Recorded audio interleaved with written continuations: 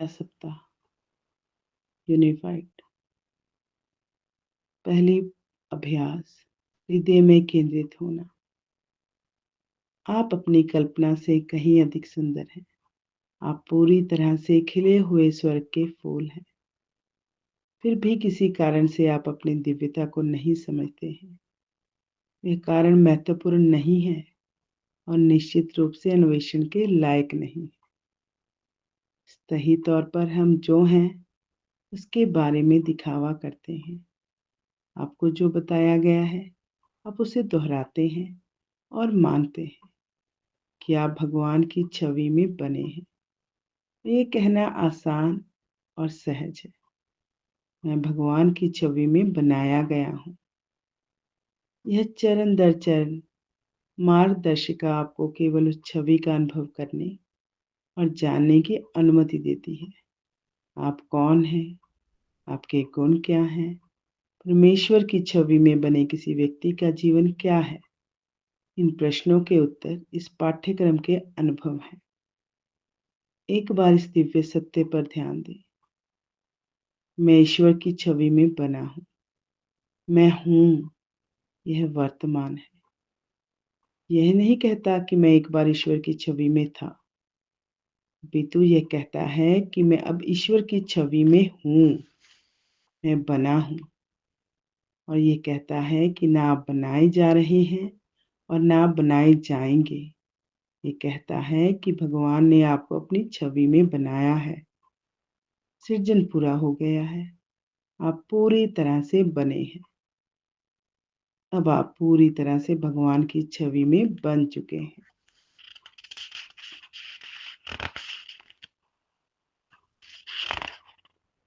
आप ऐसा कुछ भी नहीं कर सकते जिससे इस बुनियादी सत्य को कभी बदला जा सका है या कभी बदला जा सकेगा। कुछ नहीं। यही इस पाठ्यक्रम की कुंजी है। यह आपको कुछ नहीं सिखाता क्योंकि आप पहले से ही सब कुछ हैं। ये आपको कहीं भी विकसित होने में मदद नहीं करता क्योंकि आप अब पहले से ही पूरी तरह से विकसित हो चुके हैं। हालांकि ये आपकी सोच में थोड़ा सुधार करता है। ये आपके लिए आपके सच्चे स्वरूप का अनुभव लाता है। परमेश्वर की छवि में बने होने का अर्थ खो देने का एक कारण यह है कि परमेश्वर ने जो बनाया है आप उसका एक बहुत छोटा सा हिस्सा उपयोग कर रहे हैं। जब आपके पास फ्लड लाइट है तो अंधेरे में केवल एक मोमबत्ती का उपयोग क्यों करें? आपका सुंदर अविश्वसनीय शरीर हिमशैल का सिर्फ एक सिरा है, एक टिप से भी कम। आपकी दृष्टि, स्पर्श, श्रवण, संवाद और गंध आपकी रचना का केवल सबसे छोटा हिस्सा ही प्रकट करते हैं।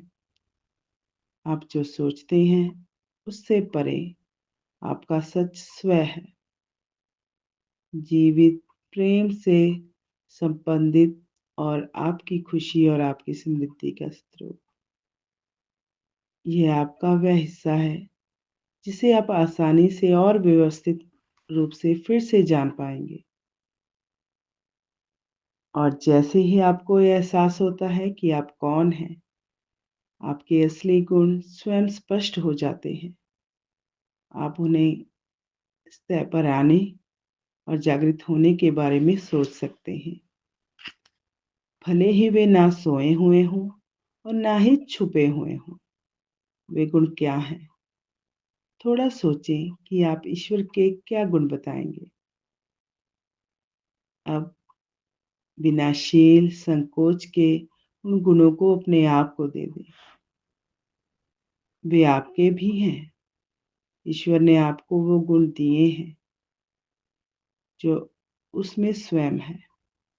आप उसकी छवि में बने हैं। ईश्वर प्रकाश है, संसार का प्रकाश। तो आप प्रकाश हैं।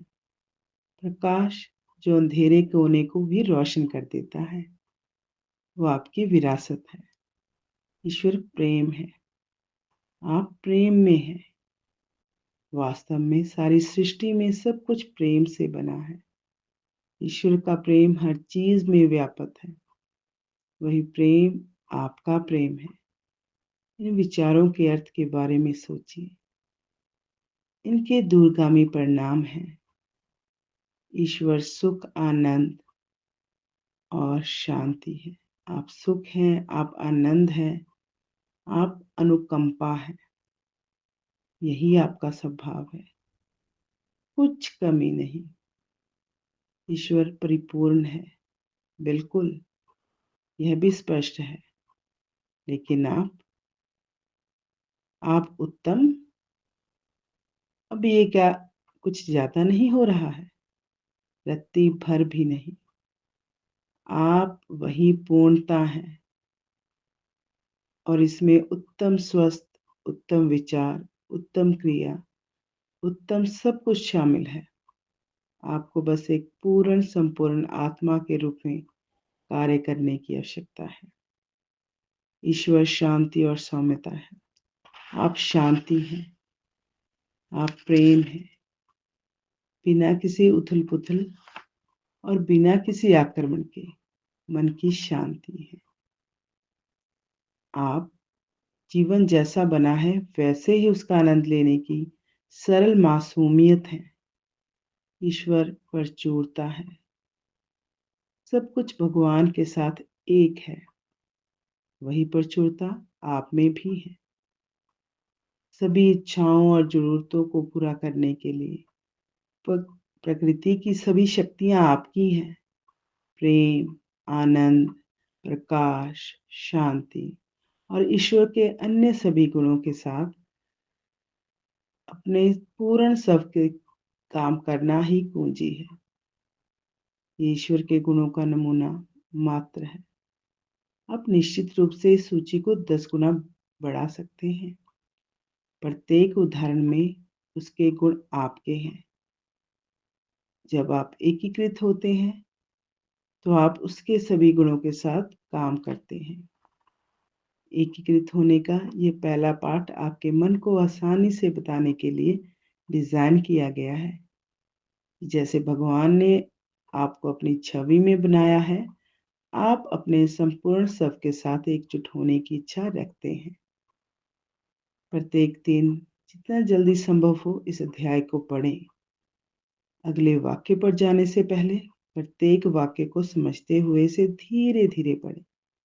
फिर 5 या 10 मिनट तक आंखें बंद करके आराम से बैठें।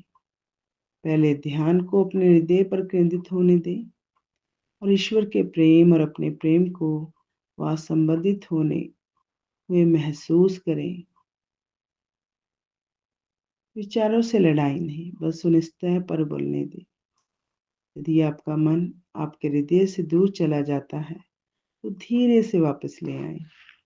ये व्यायाम केवल आनंद के लेने के लिए है। आपको ये एहसास कराने के लिए है कि आप उस ईश्वर का ही अंग है और इसे इस सप्ताह हर दिन अवश्य करें। दिन भर में जब भी आप इसके बारे में सोचें तो उस विचार का आनंद लें। ईश्वर प्रेम है तो मैं भी प्रेम हूँ। ईश्वर करुणा है तो मैं भी करुणा हूँ। ईश्वर रचनाकार है तो मैं भी रचनाकार हूँ। जब आप इस विचार को सोचते हैं तो आपके हृदय में प्रेम भावना प्रवाहित होती है। प्रेम की उस भावना को अपनी विरासत मानकर आनंद लें।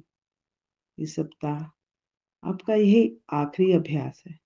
बिस्तर पर जाने और अपने परिजनों को आखिरी शुभ रात्रि कहने के बाद अपने हृदय में एक बार फिर से ध्यान रखकर चुपचाप लेट जाएं। इस बार ईश्वर के कुछ गुणों के बारे में सोचें। प्रत्येक गुण के लिए पहचानें कि आप में भी वे गुण हैं। भले ही वह अब आपको बेतुका लगे, फिर चुपचाप मन में ईश्वर और उसके गुणों का विचार रखकर सो जाएं। धन्यवाद।